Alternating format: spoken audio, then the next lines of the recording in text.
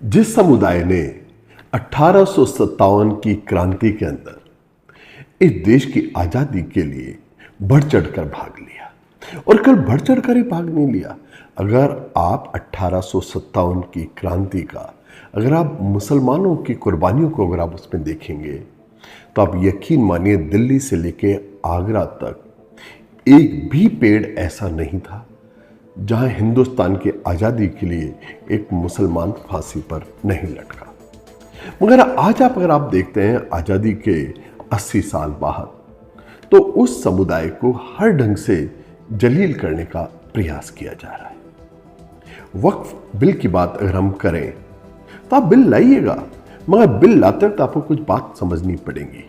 कि हिंदुस्तान के कॉन्स्टिट्यूशन में आर्टिकल 26 एक ताकत देता है, और वो ताकत देता है किसी भी समुदाय को अपने रिलीजियस अफेयर्स को मेंटेन करने का। आप रिलीजियस अफेयर्स के अंदर इंटरवेंशन कर रहे हैं, आप करिए, मगर अगर आप इंटरवेंशन भी कर रहे हैं तो आपको इतना सा तो आपको ख्याल रखना था कि मुसलमानों की अगर वक्फ की कोई संपत्ति है तो आप उसमें गैर मुस्लिम को क्यों आप अंदर डालना चाहते हैं। अगर आप ईमानदार होते तो आप अगर कुछ करेक्शन भी अगर आप कर रहे थे, कुछ अमेंडमेंट भी कर रहे थे, तो आपको इस एक्सक्लूसिविटी को आपको ध्यान रखना था। और फिर एक आर्टिकल 14 भी है कि आप ऐसे ही प्रोविजंस दूसरे समुदाय को धार्मिक